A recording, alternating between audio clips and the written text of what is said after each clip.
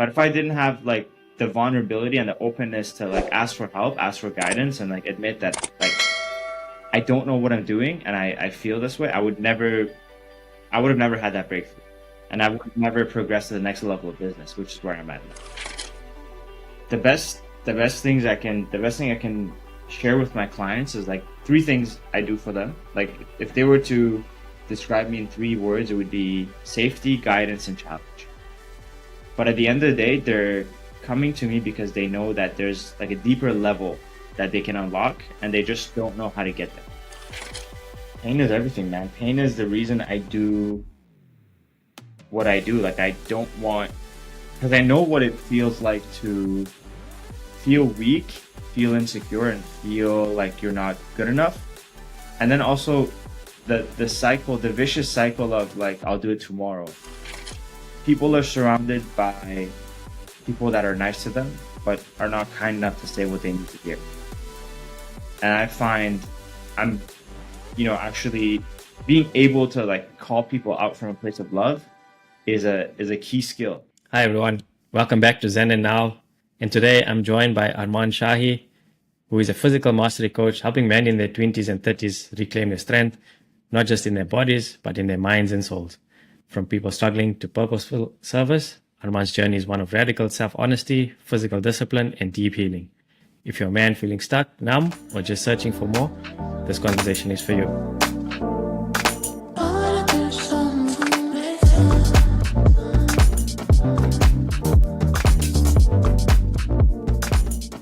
Welcome to the show.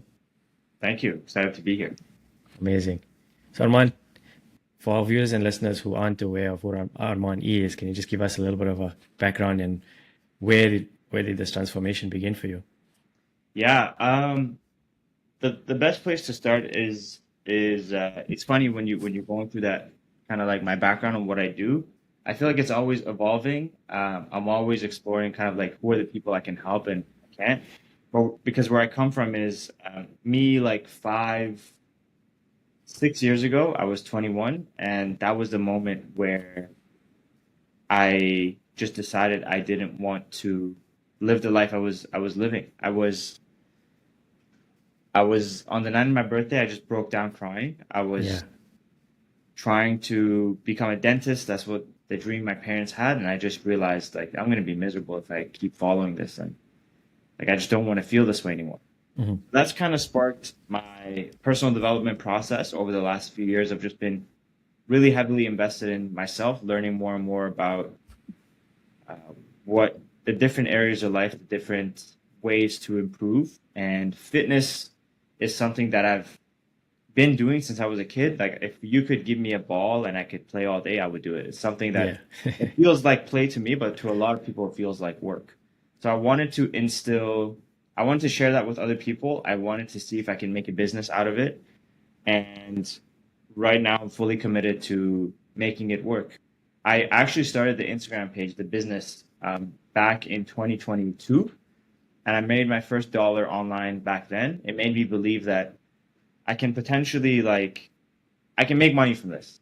I didn't understand how much and what I need to do and the work required.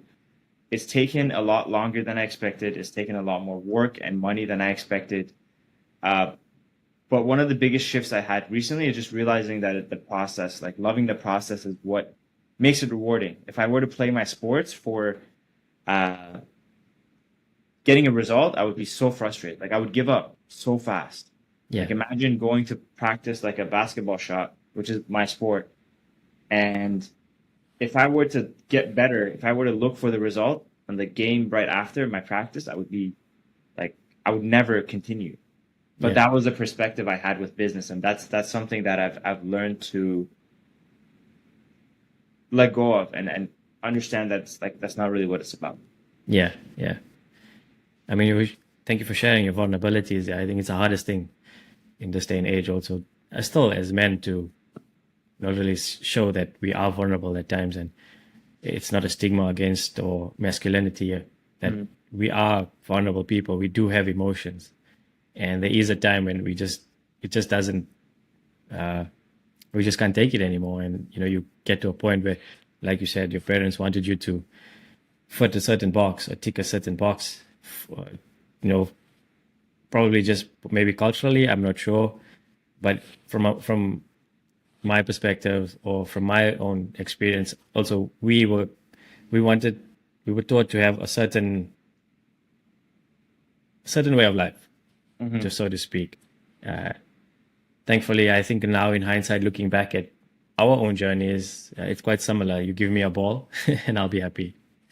I'll be happy for the rest of my for my day.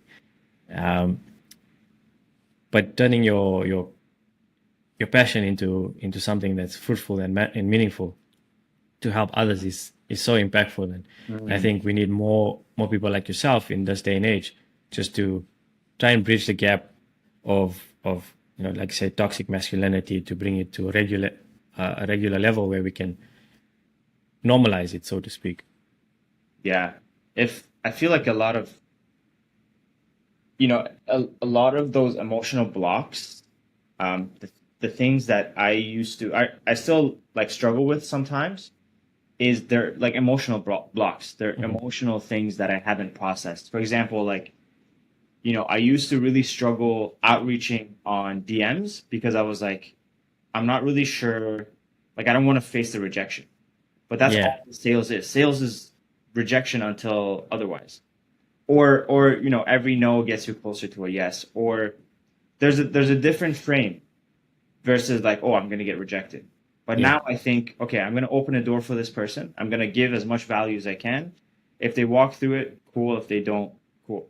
But if I didn't have like the vulnerability and the openness to like ask for help, ask for guidance, and like admit that like I don't know what I'm doing and I feel this way, I would have never had that breakthrough. And I would yeah, have never progressed to the next level of business, which is where I'm at now.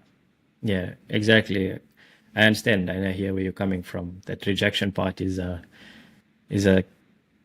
soft spot for most, because nobody wants to hear that you're not doing a great job.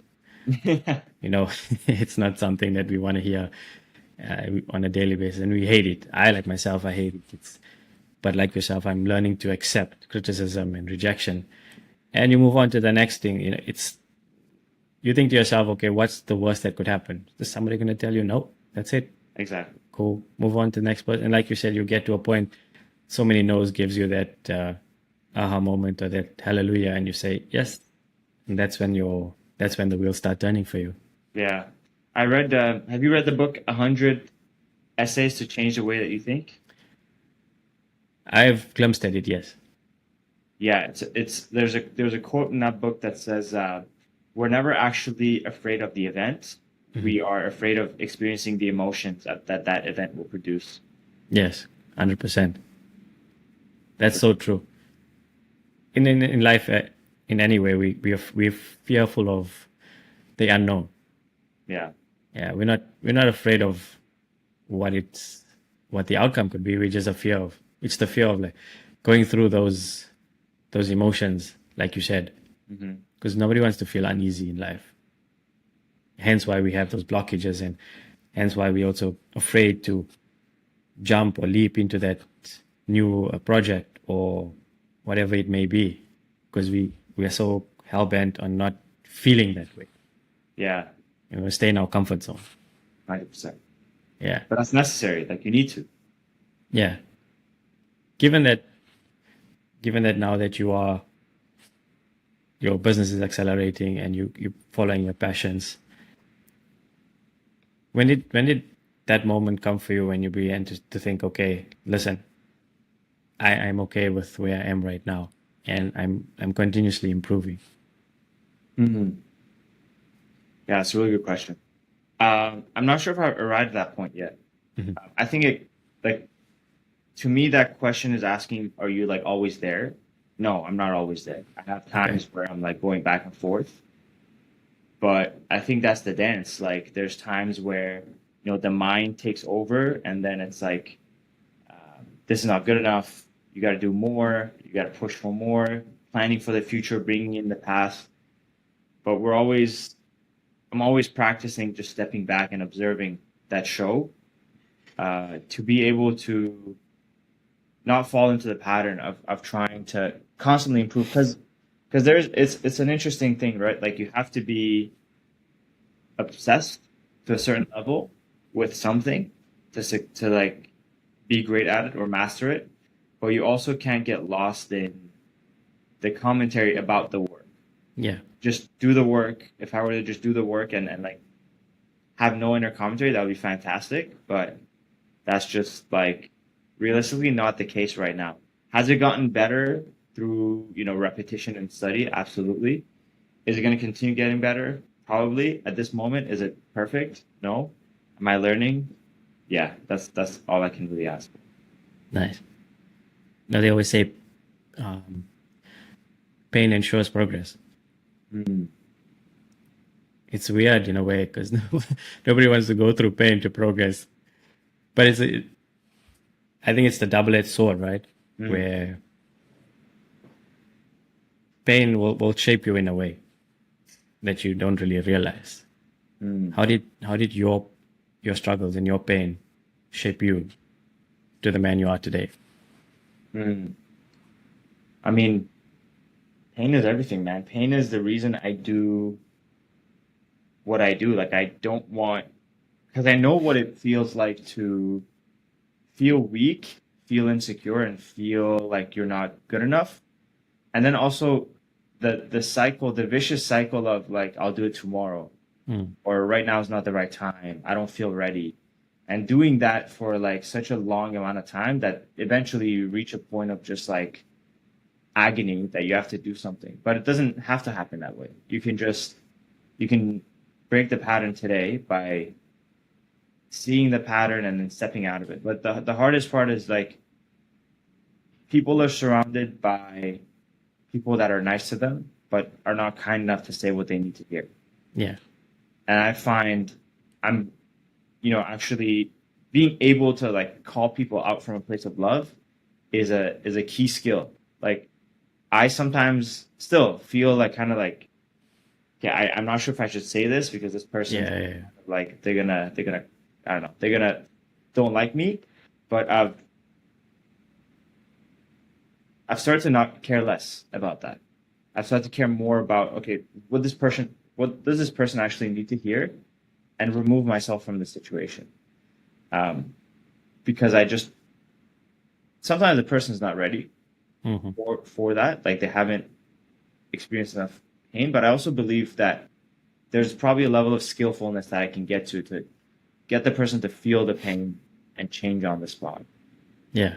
Because I've seen like other people do it, so why not me? But to get Exactly. back to your point, it's just like I've been there, and like I live life now. I know it's like it doesn't get easier with pressure and like the internal world, but you just have to create peace within yourself and harmony within yourself. And I know that if you don't, then there's going to be chaos. Yeah. How we do that is what I do. Yeah. I heard a. Have you ever watched the movie National Treasure? No, I haven't. Oh, okay. So it's an adventure movie with Nicolas Cage. He's a treasure hunter, and his whole family, they've been treasure hunters through generations. And there's a scene in there where they want to steal the Declaration of Independence, and his apprentice or his assistant, his colleague was, "This is insane. You can't be you can't be thinking about doing something like this." But he was obsessed with finding the treasure, so he would go to great lengths to actually, firstly, protect the Declaration of Independence, but also know that there's something behind the Declaration that could lead him to the treasure. So he asked the guy, "What?" Trying to find the best way to phrase this. What do you get from being? No, it's something like passion equals. I mean, not sorry. Obsession equals passion. He's not obsessed with it; it's his passion, so to speak. Yeah, he loves it. Yeah, he loves doing what he's doing, and similar like what you mentioned before, the obsession. It's a bit of a duplicate. A word that a lot of people don't want to be associated with Yeah, because they think it's a negative. yeah, But sometimes you're just passionate about something. Yeah. that you drive you and you keep going, you keep going, you keep going. That's it. That's it. Perfectly said. Yeah. And I love what you're saying there, because so many times we fall into a trap of giving up. We just throw in the towel. Both coming from sporting backgrounds, we understand what that means. Because you can put your heart and soul into practicing. And so, like myself, I played cricket. Yeah. You put your heart and soul into practice 5 days a week, whatever it is. And it just takes an instant for things to change on match day. Yeah. You can get an injury, you can get out first ball, and then you think to yourself, why am I doing this? But it's the passion that we keep going for. We keep coming back for it.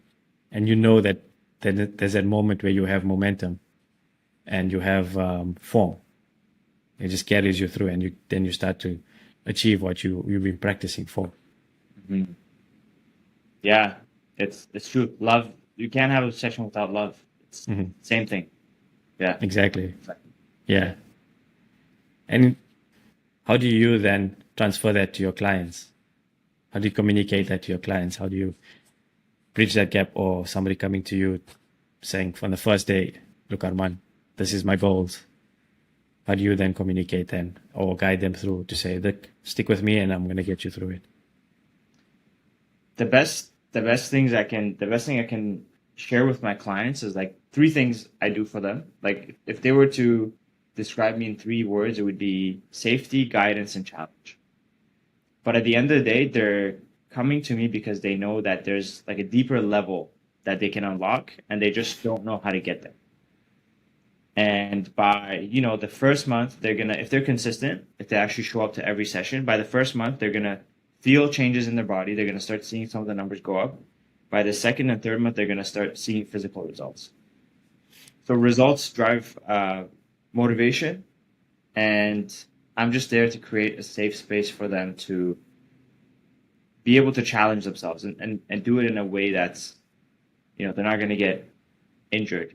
I truly believe exercise and training and food is a form of self-love that is natural. Like naturally you want to do that. Yeah. If you aren't doing that, somewhere deep inside you don't love yourself enough. Becomes a choice. Yeah. You got to have the awareness though. Like you're going to be in the pattern of like kind of subconsciously doing it. You're right. It does become a choice, but you have to have the awareness to have the choice, right? If Yeah, you have yeah, awareness, you can't really choose. You're kind of just doing, and Exactly. you're on automatic. Yeah. Yeah, we choose the paths we want to go down on. And As long as sometimes yeah. I mean, sometimes we are going to get stuck, and it's okay to change course, which is life. And also we have to be kind to ourselves. A lot of the time we put so much pressure on ourselves True. to get there that we kind of only see one vision. Yeah. But knowing that you have to also learn to break it down, and where there's going to be ups and downs, highs and lows, and you just got to ride the wave. Yeah. I think there's this culture of like push yourself, like pressure yourself when it comes to men especially, or in general, just like self-development. But it's funny. I got this quote on my board. I'll show it to you. Yeah. It says, treating myself like a precious item will make me strong. That's awesome. That's I put that up. I'm reading this book called The Morning Pages. It just came from that book. It said, just write this down, and because if you treat yourself like that, you're gonna feel a lot better versus like pressuring yourself. So again, like loving yourself into the thing will naturally lead to you doing the work. Yeah. Versus like pushing yourself, beating yourself up. It never works that way. I love what you did there, because you're manifesting it. You're putting it out there into the universe of what is it that you want to try and love. And I love that, because normally we always internalize. I think a lot of us, I speak for myself, we internalize a lot of our feelings and a lot of our thoughts. We don't really get it out into the universe or put it down so that we can start to process what that actually means. Because it's a flyby. You can have it within you, and next minute it's gone. Something else pops into your mind and it's gone. That moment is gone. You'll never get that moment again. That's huge. That's huge right there. That's everything. That's because like a coach or a mentor is just what they really do is like they're acting as a mirror so that you can make your dreams real. Like you can express your dreams, express the fears you have that are stopping you from going after those dreams, and then just holding you accountable so that you do the things that the dream requires. Yeah, Eventually, the dream comes true. for sure. We just have to know when to accept that dream. Be open to it. Exactly. Yeah. That's hard. It's difficult, Yeah. especially if you're closed off emotionally. Yeah. Going back to your childhood and your early days, did you have the opportunity to, express yourself openly with your parents and colleagues and friends? Yeah, that's an interesting question. No, honestly, I feel like I didn't because the household I grew up in was there was a lot of conflict between my mom and my dad, and they never really uh, got along. Now they're divorced. They've been divorced for 10 years, and I'm I feel like that experience, conditioned a lot of old conditioning came from those early years that I'm now learning. I don't really have to like carry with me, Mhm. So I'm learning to let go and I'm learning to express more. It's it's interesting just to see the patterns of Arman, which when it comes to business, sometimes it tends to be like the same pattern of like not expressing what needs to be expressed, which is what we touched on earlier. Yeah. But the more I see it, the more I pay attention to like not the actual um, the feeling and the thoughts. Like the more I pay attention to that and the way it's like manifested in like a voice message, for example, the more I realize, okay, so this is old. This is the old mentality talking right now. Yeah. Okay. And then I observe and then I can kind of pivot. Sometimes I can't pivot. Sometimes I don't know what other thing to choose. Right.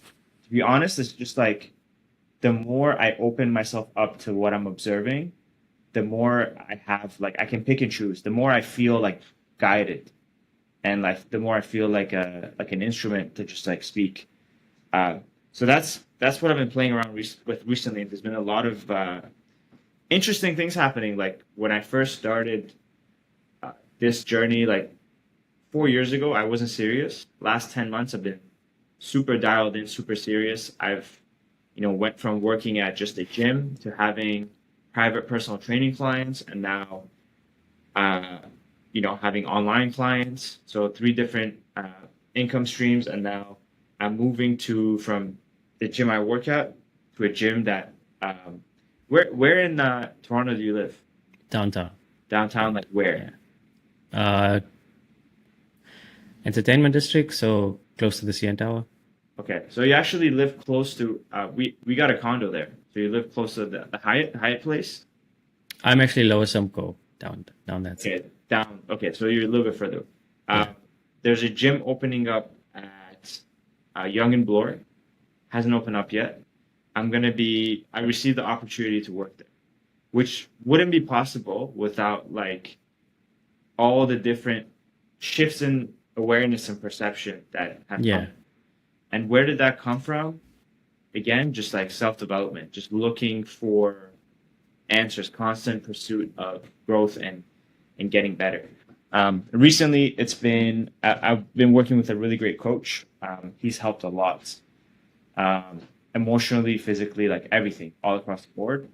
And also the book Morning Pages that I just described to you. That's been big for like accepting and inviting dreams Yeah. and things that I like and don't like actually into my consciousness that I know, okay, like this is actually how I truly feel, Yeah. Yeah.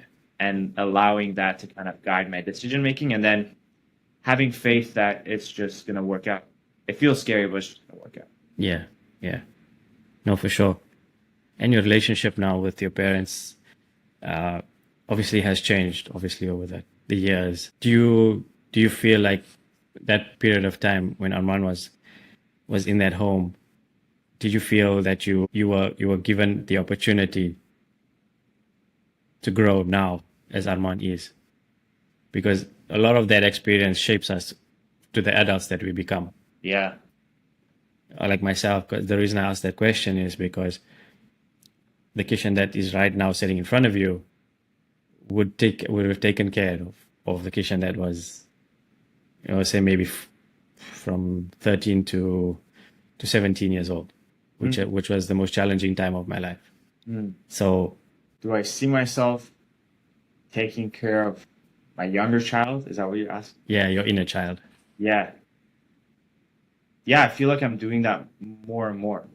I feel like it's a weird thing because like, I was just telling my friend this, like I was on a voice note. I was telling him, when I schedule a week, when I'm doing stuff in a week, it's tasks, it's business, it's Yeah, like go. where is the time for me? Where's the time I get to take risks or do something completely for me? Completely for me without disruption from anybody else. It's rare. It's rare. So I have to build those in. I started with, nature walks are a really great source of that for me. Cooking even, like I baked crackers last week. That was fun. Nice. I'm gonna be cooking tonight for like a potluck tomorrow. And just mini in the book they call it artist dates. So these little pockets of the day where you get to enjoy like a small luxury or something that really makes you feel luxurious. For me, that's like a great tasting like fresh fruit, or Yeah, a yeah, yeah. really great piece of steak. Tiny things like that that like bring out a sense of joy and creativity. Um, yeah, just allowing myself those things and enjoying them on a Right. regular basis. Yeah. We gotta also treat ourselves because you can't just be completely working all the time. You have to also splurge and have those moments, like you said, and celebrate our wins when we get them.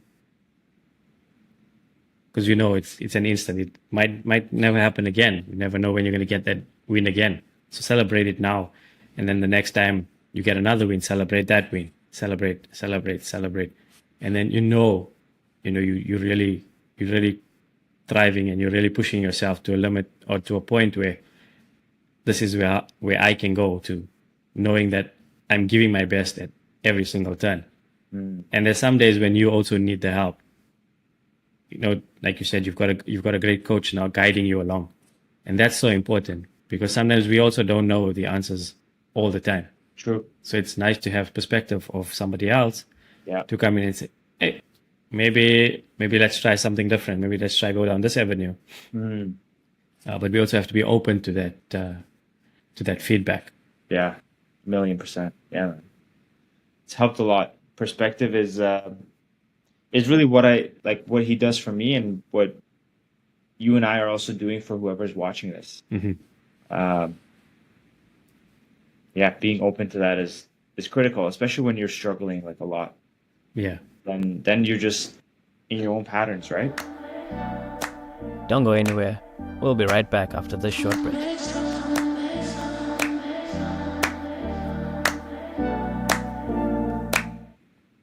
I feel like a lot of men right now are trying to break away from those old learnings, trying to unlearn a lot. They just don't know how to start or where to begin because it's not an easy thing to try and do Yeah. if you don't have the correct guidance, correct teachers helping you along, because that's very important. I mean, you can go to anybody the internet is filled with information now and You're guys right. who are scamming you, and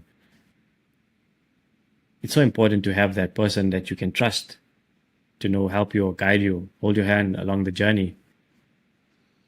Yeah. That's the funny thing about business. It's like there's so many little things. Like this concept of trust is so interesting. Like I can, offer somebody to work with me. They have to trust me, but they also have to trust themselves. So how do I give them an offer that, lately I've been playing around with like a risk-free or satisfaction-free guarantee. Again, there's a lot of subtle things that like we can do to get somebody to have muster the courage to take the jump. Yeah. But so it's just like I mentioned that because it's I just feel like the journey of entrepreneurship is such a just a learning. It's just a learning game. Yeah. Is there any frustration throughout that journey? 100% all the time. You're either winning or you're frustrated, and most of the Yeah. time you're frustrated. I mean, given now that you've gotten the tools now to navigate those challenging times, I think it helps, right? Yeah, 1,000,000%. But there's always a next level. There's always like the mind wants to push for more, and I feel like I wouldn't be satisfied just being average. So I'm gonna push for more, and obviously that's gonna come with the sacrifice of Yeah. feeling not maybe peace, but peace and like getting frustrated from time to time. Yeah. Actually, I was listening to the Diary of a CEO. Yeah. I'm not sure. So he had the latest episode with Jimmy Fallon, and Mm. Stephen Bartlett asked him, I've been doing those podcasts now for 4 years. I'm all around the world. I'm having great discussions with people, but did you ever feel like you'll get tired of it? And Jimmy was like, think about it like this. Yeah. Somebody introduced you to brushing your teeth. It becomes your daily habit. You'll keep doing it. And not because it's something that is forced upon you, but it's something that's good for you. Because there's so many interesting people out there to talk to. Hence why you'll never get bored of what you're doing. So we have that passion comes from when you find that thing that you love doing, it doesn't become a chore or a task or work. It's a natural feeling that you have. Yeah, it's an interesting perspective. Yeah, I was like, yeah, it makes sense. It kind of makes sense of why we do what we do. So, what is your definition? What is the difference for you between being fit and strong? Ooh, fit and strong. That's a good question. Um, I think strength is hmm. The automatic thought is like strength is the ability to move around heavy stuff, Hmm. stuff that's hard. But also, I feel like strength. There's also a mental and emotional component of being able to persevere through hard things. Right. That's probably the definition I'll go with in terms of strength. The ability to persevere through hard things and move heavy stuff around, like physically. And fit, I would say, is uh, preparation for challenge, um, physical, mental, whatever. That's why the gym isn't really what people think it is. It's actually a preparation for everything else. Like Yeah. whatever you train in the gym, you train in real life. So one of my biggest pet peeves is when people are in the gym and like they do a hard set and immediately they're like online shopping or like scrolling on TikTok. I'm like, you need to capture this pain. You need to embrace this pain. Why are you running away from it? That's one of my biggest pet peeves. Yeah. And I know that like, obviously I'm judging, but I've gotten to spend a lot of time in the gym and I can tell the difference between somebody that's locked in and somebody that's just there to like do something. And most people are there just to do something. There's no intention. There's no like focus and like presence behind what they're doing. And that's why so many people that go to the gym don't actually get a result or get the result that they want. I would say maybe like 5 if 10% of people that go to the gym get the result they want because they're like intentional about it and they're going after it like with all their heart. Most people aren't doing that. And with your clients, where does discipline and compassion meet? Because I know sometimes a lot of life happens and you don't have the energy to actually, like you said, stay locked in, something probably working on your mind, but you still show up anyways. Yeah. So that's a good question because you need compassion and understanding for certain people are more sensitive. They can't really, they need the accountability, but they're not there to be told, okay, you're an idiot. What are you Mhm. doing? They're more so like they want you to. Well, I'm always going to be on the same side as my clients, but some of them need more like the hard truths. Other need more of the compassion and sensitivity. I'm actually finding that I work more with people that require sensitivity and like they crave like safety and like like camaraderie and like being together. So I do that, but I still hold them accountable. Like I had a client message me today. She was like, "I'm gonna skip this week because it's a Muslim holiday, and I also skipped Monday because like I just you know told told my other trainer that I didn't want to train." I was like, okay, so do you plan on not working out at all this week? She's like, yeah, I can't work on Wednesday and Friday because of this and that. I was like, okay, how about Thursday and Sunday? I'm gonna Mhm. send a plan for you because the whole thing we're working on together with that specific um, client is just addressing momentum. Like she keeps starting and stopping, but you're not going to get anywhere like that. So I need to tell her that that's my job. Yeah. So to me, that's compassion because if you're actually wanting to make a change, then this is what needs to happen this week. Sometimes they fail, sometimes they don't. But the other side of compassion is okay. We're gonna try again next week. We're gonna try something a little bit different. Because But you're emotionally invested, right? 100%, You just want the best for them. Hence why just probably that's why they don't really feel that way. true, It doesn't resonate with them. true. But for you, it's something that is very it's it's something so true to you that you feel that you need to say the truth, whether it hurts or not, doesn't matter. Hmm. How they actually receive it, they'll probably take a few days maybe to understand it. At that moment, they'll feel a bit hurt. But it's your job as a coach to actually get the best out of them. Yes, that's it. Yeah, I'm myself the sensitive type where you kind of like, if you come hard at me, I go inwards. Yeah, But if you show me compassion and you have a little bit of empathy for me, I will give you my best. I'm. But it's something I'm learning to right now to accept the harsh truth and take it as fuel. But it's a hard journey. It's a long and hard journey to accept that people are not they're not being nasty to you. They're being honest. Yeah, yeah. It's. I think it requires a deeper understanding for you to work somebody longer term. They need to understand you at a deep level. Like Mhm. if somebody were to give you hard truth week after week, you're just like, this is not landing, man. Like, I can't do this anymore. So I fall like somewhere in between, like half and half. I need the hard truth sometimes. Sometimes I need the The soft ones. but yeah, like they go hand in hand. I feel like everybody's a combination. There's a spectrum, and you got to figure out where the other person lies. Yeah. Given that you are in the health and physical improvement space right now, Yes, sir. the world that we are right now, where women are accelerating at the rate of knots to improve themselves, become better people, and men are slightly now on the brakes. You know, when you see yourself in the gym, see men trying to improve themselves. Mm. Do you feel like they feel what's the one before?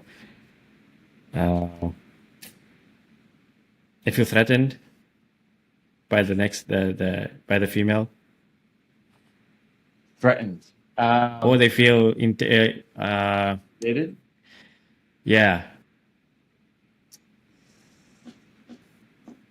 Depends on the guy, man. I feel like I went from I was intimidated at some point. I was just like avoidant. Uh, I can't speak for all the guys, but I think everybody's different. Some guys are like overly sexual at the gym, like it's too much. Yeah. No, like they're just there to talk to girls, and that's like no. The other type is like they're avoiding girls at all. That's also like not really very social. So you got to be somewhere between. For me, I really don't like talking to people while I train. Mhm. Um, but if I'm like not training and I'm talking to people, I'm going to talk to people. I don't feel like I feel like if somebody is insecure, they're going to be intimidated by women. Um, and if they're also like overly uh, after the wrong stuff, they're gonna talk to women at the gym. So I feel like there's different motives, but if you're there to improve yourself, then facing your fears is always a good way to go. Yeah. There's all this talk now of being alpha male, the top dog. And I think it puts a lot of pressure on young men nowadays because our parents and dads, uncles were the caregivers, primary caregivers for so long. Moms were homemakers, and the rhetoric now is we're trying to go back to that space where men are like still required to perform those those roles, those generational roles, yet also still trying to compete. So I think men nowadays are trying to find their feet, and it's difficult. Do you feel like men are a bit lost in that space right now? Huh. The type of people I come across are not necessarily lost. I wouldn't say that. I wouldn't say they're like trying to be alpha males. I would say maybe I've met like a handful of them. The majority are just like, they're trying to improve. They genuinely want to get better because they don't feel confident. They're not happy with the way they look and feel. That's simple as that. Like that's not the experience I've had. Okay. Yeah. Yeah. Sometimes like a simple haircut just changes your perspective. You feel real fresh. Yeah, man. I need one of those. Yeah, because you walk out of the bar, you're like, yeah, man, okay, I'm feeling good, I'm feeling fresh. It's just a simple thing like that Yes. can Absolutely. change your whole perspective. Grooming matters. Exactly. Yeah, it's self-care. It's a form of self-care. You're right. The same as when we splurge and we treat ourselves. It's a part of self, like a massage or Yes. when you treat yourself, getting a whatever it is, a sauna session in. It's just about taking care of yourself so then you can be the best version for somebody within your community. Yeah. Million percent. Yeah. And your clients, those that are struggling and they're but in survival mode or stuck, how do you get them motivated? Uh, um, the first step is just hearing out their concerns. I think just giving them space to express what needs to be expressed. In the past, I used to like allow them to express, and then if they wanted to shut down, I would allow them to shut down. But now I more so challenge them to open up more. Like what's actually going on? What's your real concern? I had a client recently. He started once a week training, and I paired him with the wrong trainer. So I made the decision to pair him with the wrong trainer. That was for him. So what happened was he wasn't showing up to meetings. After his second session, he was like really really sore, Mm. and they just weren't the right match. I was hearing stories from both sides, but I called him. I was like, okay, talk to me, like what's going on, and he said that essentially what was happening was like he just didn't feel like he had the right coach. I was like, okay, cool. All if we get the right coach for you, is all these other problems going to go away? He's like, yes. I was like, okay, amazing. The whole conversation took like 15 minutes, and now he's on track to meet up with another trainer. So I think it goes back to what we talked about, like having the right support system is so important. It's everything. Yeah, Like without support, you crumble. You put any building without support, you for crumble. sure. Safe space, allowing them to actually like it's kind of like therapy, allowing them to say what they're saying and then reflect it back and then turning that into action that gives us momentum and allows us to actually make a change.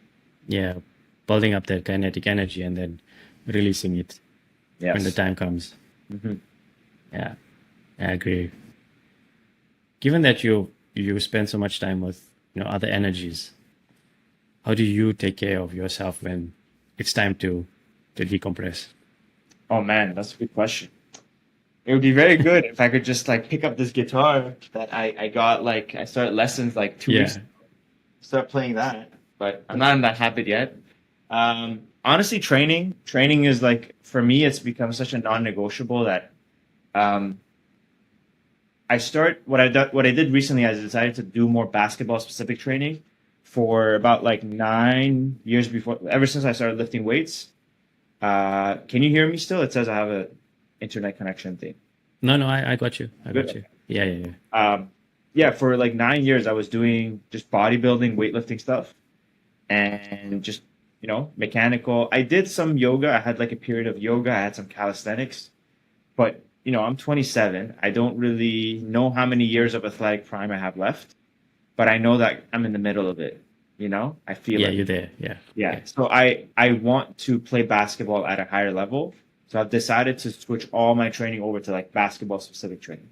And that was scary because I'm like, I don't want to lose these gains. I don't want to like get smaller. I don't want. But once I saw that, I was like, okay, like based on everything you know about training, you can create a program for yourself to not lose muscle mass, but also, you need guidance to understand how to prepare for basketball. So what I did was I hired a coach, like $50 a month, through an app, and I'm like on the second week, I think, and it's hard, man.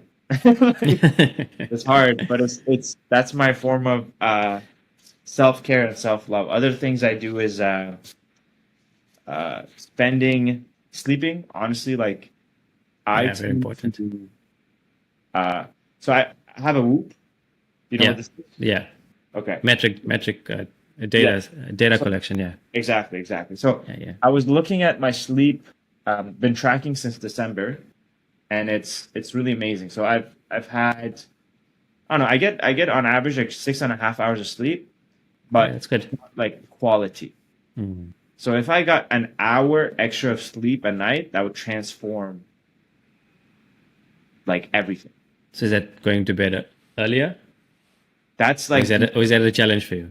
I that's going to bed earlier, but also having firm boundaries with like relationships. Because I recently got in a relationship, and it's like it's so like such intense feelings, Okay. and I want to spend time with her, but Right. also it's work too. It's other things as well. It's like it's not just that. I'm not going to blame it on that. It's really just the lack of seeing sleep as like this. The deterrent.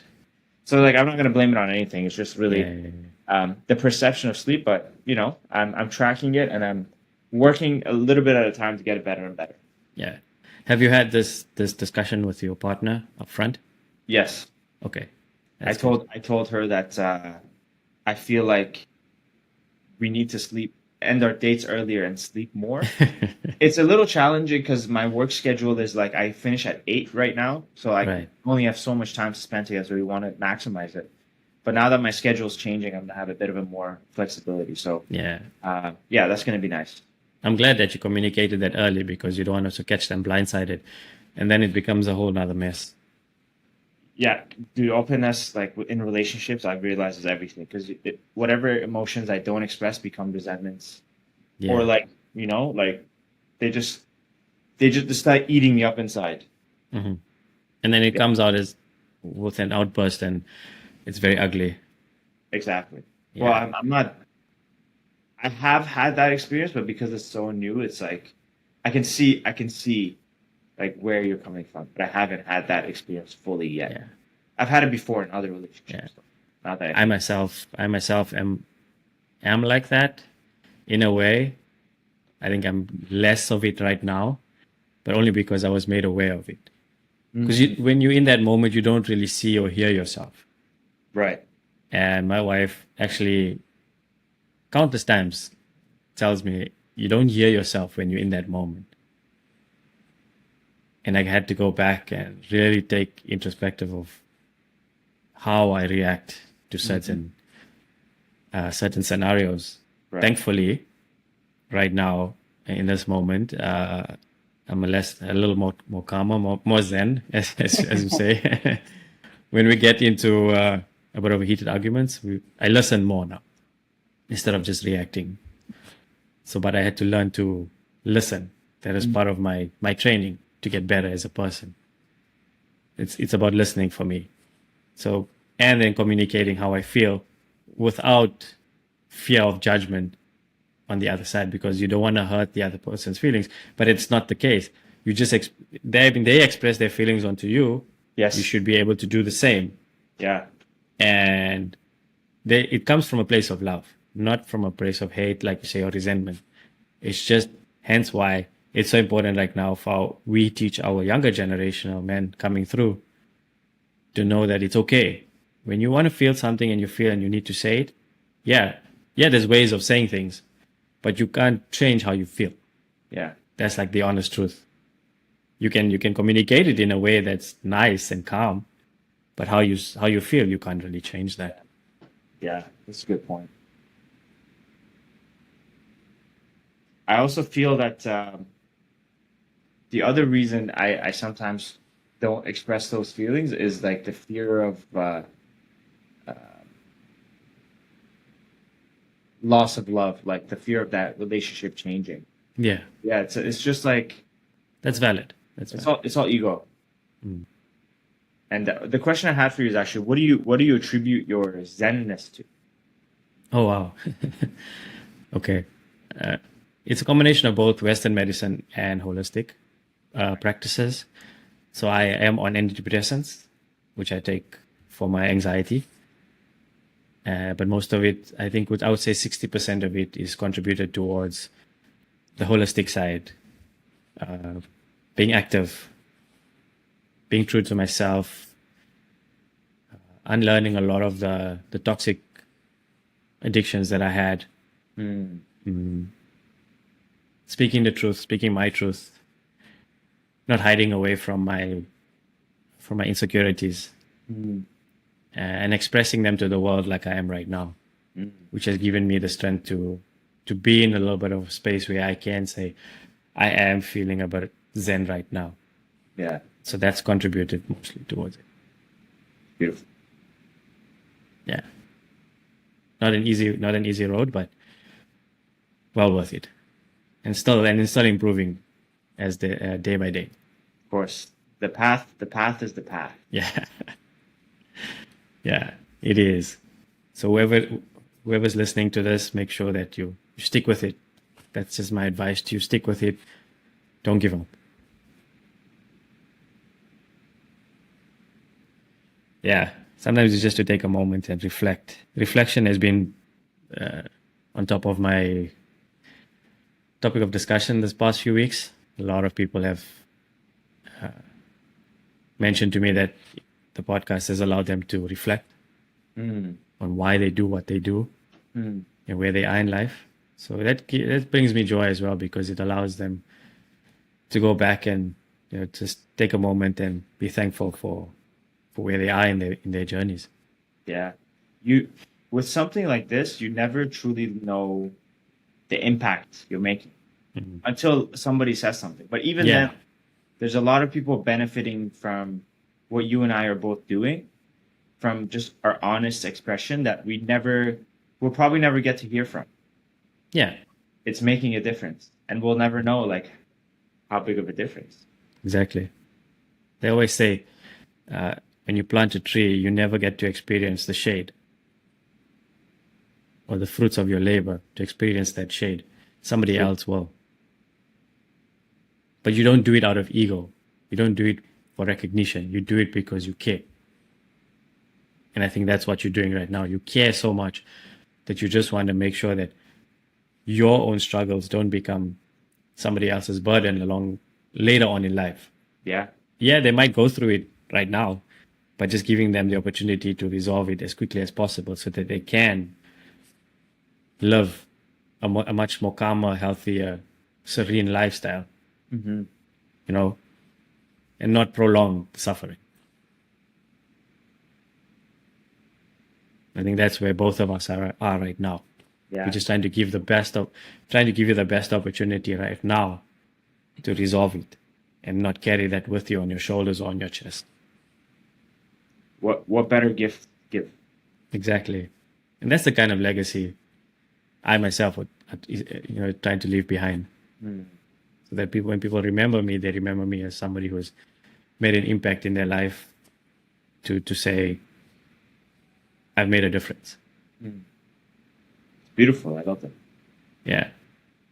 How do you feel? About my legacy or in this moment? Both. In this moment, I feel that I'm actually thinking about the tasks I have to do later today. I'm trying to figure out whether I should train right after this or I should train later in the evening. Probably a combination of both. I need to get guitar strings for my guitar because I'm going to get it stringed. So Okay. I need to be somewhere at 3. So I just gotta probably if I head out at like 2, I should be fine. But how I feel about my legacy, it's not something I think about often, but I do think about like death and how I would want to live if today was my last day. And I would say just leaving behind joy and authenticity. Living true to myself, being who I am, and chasing my dreams and going after things that I don't believe are realistic. Right. I believe that's just I don't know what that word means. Yeah. No, you're still young. You still have a long way to go. You'll get there. With age comes wisdom. I truly believe that right now. You're right. I'm more wise now than I was before. I can tell you that. Exactly. No, for sure. And just on your day to day, what does a day of Arman look like? So typically, my days off look a little bit different than my work days right now. But generally, I wake up, I go, I do some sort of walking with my dog. I do my morning pages. I prepare my food and I head out the door. So I start working within like an hour and a half of waking up, and then I work.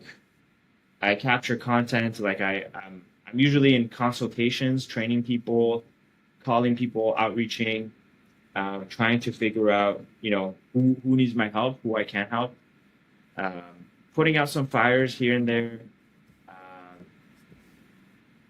Eating like 3 times a day, training in the middle of the day, usually like around this time I train.